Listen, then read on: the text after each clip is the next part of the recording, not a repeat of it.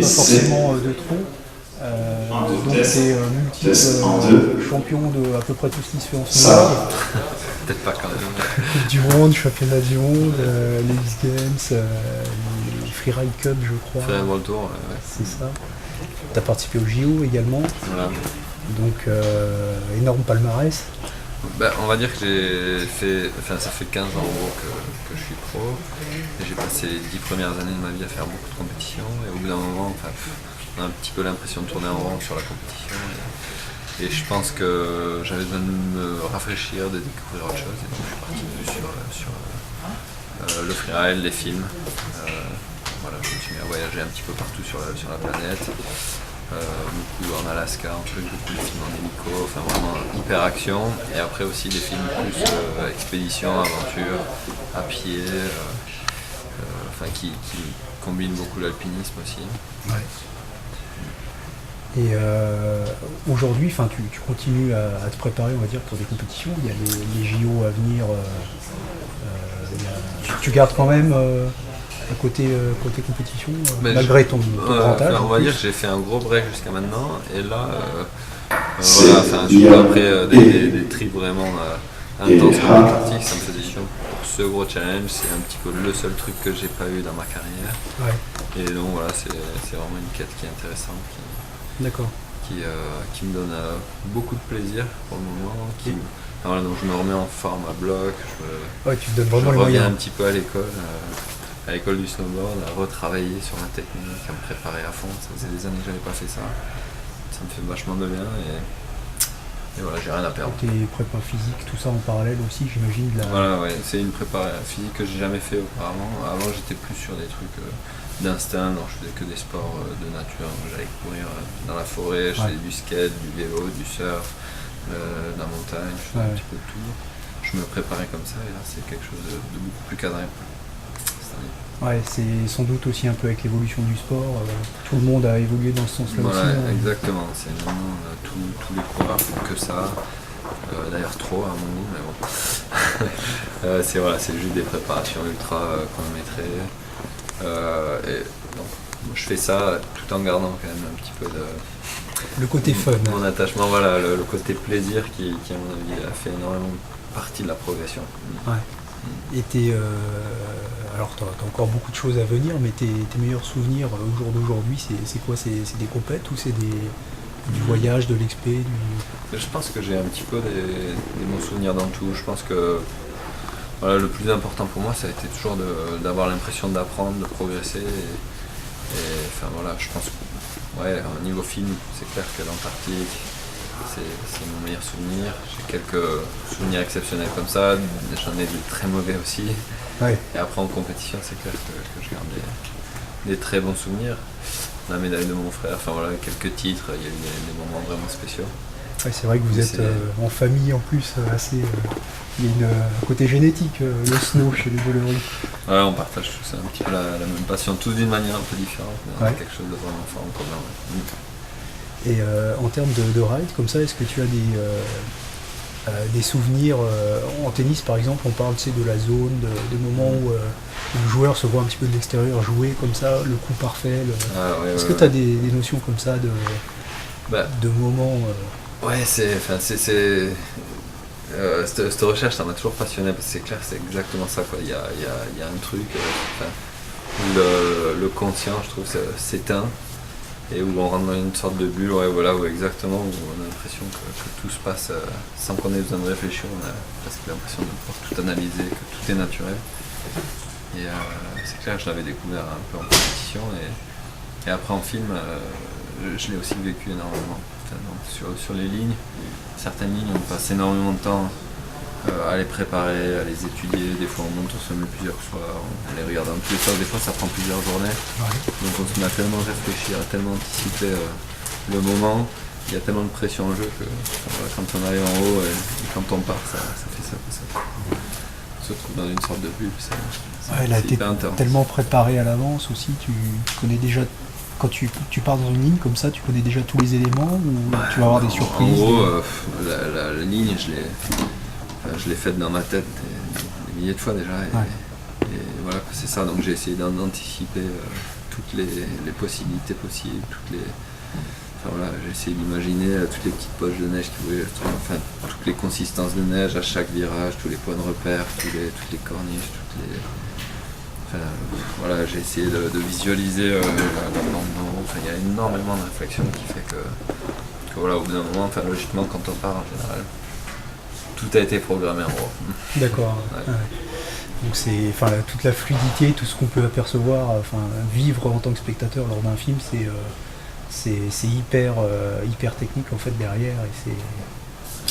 En fait, il y a énormément de gens qui s'imaginent que on voit les pentes, comme il va un petit peu à vue, mais non, c'est énormément de boulot, quoi. On saute jamais un saut sans avoir calculé exactement l'angle, en ayant pris des repères. Et c'est d'ailleurs toute la difficulté du sport, en fait, d'être capable de voir une pente et d'imaginer ce que ça donnerait, enfin, la vision d'en haut, quoi, la vision de dedans. Donc en gros, il y a toute une question d'échelle, d'angle, de direction, de saut, d'anticipation de neige, de danger, de piège. Il y a beaucoup de choses en jeu. D'accord. Ouais. Donc la prise de risque qu'on a nous l'impression de voir de la part de snowboarder, de toi, elle est vraiment calculée, elle est mesurée, elle est parfaitement. Tu sais exactement où tu t'engages, quoi. Ça fait longtemps que je fais ça. Et je pense que si j'y allais la flamme fusil, je serais plus là déjà. Enfin, Depuis longtemps. Ouais. Mais bon, c'est clair que tout est hyper millimétré. Et c'est enfin voilà, c'est le travail de plusieurs personnes en plus, c'est pas juste un rider qui fait son truc tout seul, donc c'est toute une équipe qui va anticiper tous les mouvements de faiblesse, tout. Tu es entouré de spécialistes de nivologie par exemple, ce genre de choses? Non, pas vraiment, mais donc je travaille toujours avec la même équipe de film, souvent avec les mêmes guides, et on a toujours quelqu'un qui est quand même en charge de la sécurité, qui conseille. Voilà, c'est quelque chose qui aide vachement. Avec toutes les pressions qu'il y a en jeu, souvent c'est difficile de. Enfin, on a des sensations de danger ou pas, et on a toujours besoin de discuter avec quelqu'un pour essayer d'évaluer de rationaliser ces un sensations. peu. Voilà, ouais, exactement. C'est un petit peu comme ce qu'on dit sur les gens qui font de la haute altitude, qui ont 20% de leur capacité et qui prennent toujours la mauvaise décision, mais dès qu'ils sont à plusieurs, ils arrivent à se concerter et à prendre des décisions bien meilleures. Et je pense que c'est un petit peu la même chose pour nous. D'accord. Enfin, pour moi en tout cas, perso. Ouais, non, donc quand tu es dans un contexte de film, que tu n'arrives pas pour toi, simplement, voilà, qu'est-ce que ça peut changer? Est-ce que tu te donnes plus? Est-ce qu'il y a une certaine mise en scène? Tu as envie de donner, de tracer de belles courbes? En fait, dans toute cette approche de faire des films, donc il y a tout le côté risque à gérer, il y a tout le côté action. Donc c'est clair qu'on va en Antarctique pour prendre du plaisir à faire du snowboard, mais quelque part, un des buts, c'est vraiment de faire un beau film, et ça c'est vraiment un plaisir à part entière en fait. Donc ça fait plusieurs années que je bosse toujours avec les mêmes gars, et on est tout le temps en train d'essayer de rechercher des nouveaux angles, de rechercher des approches différentes. Et quelque part, quand on vient comme ici au niveau de la montagne et qu'on montre un film et qu'on voit les gens voilà, avec la petite étincelle dans les yeux, ça c'est vraiment une récompense qui est hallucinante. Et c'est quoi pour toi un beau film?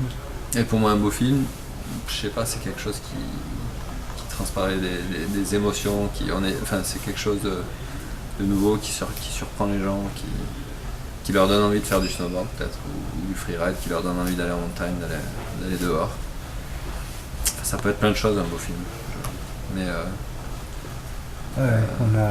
il y a de plus en plus de techniques, la technique est de plus en plus présente, et de plus en plus accessible, aussi de plus en plus transportable. Exactement. On peut transporter de la technique incroyable au milieu d'une voie.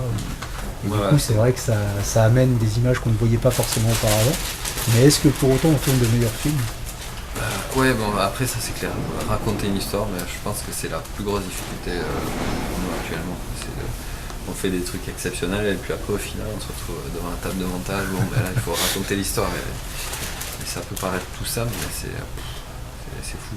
Et donc là dans Mission Antarctique, vous avez réussi à avoir une belle Je pense on y est pas mal, ouais. On a progressé par rapport au film précédent. Après, c'est toujours difficile de juger personnellement, mais le retour, les quelques fois où on l'a montré est très bon. Les gens se sentent pris par le truc. Après, voilà. Et tu peux nous en dire deux mots de cette histoire que vous racontez?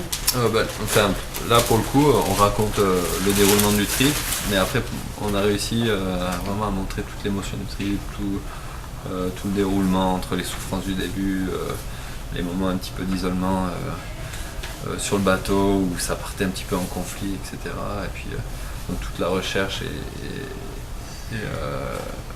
la montée en puissance, si je puis dire, entre les premiers jours, les premières pentes qui étaient un petit peu toutes dures, toutes petites, pas vraiment intéressantes, jusqu'à la grosse, la Big Mama à la fin, qui te laisse des souvenirs intéressants. Ouais, voilà, qui restera gravé dans ma tête.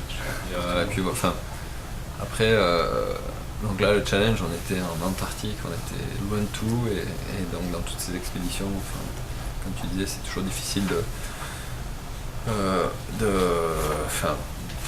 de ramener des bonnes images qui montrent vraiment l'endroit, la dimension du spot. Et là, je pense que pour le coup, on a eu des conditions météo vraiment exceptionnelles et on a réussi, je pense, à donner la dimension que l'Antarctique a. D'accord. C'est vrai que sur le teaser, on voit quelques pentes magnifiques, une neige blanche immaculée, du ciel bleu. Ouais, j'imagine que ça n'a pas forcément été ça par rapport à ton expérience de snowboarder. Tu as découvert de nouvelles choses. Niveau raider, il y avait vraiment quelque chose de spécial là-bas. C'était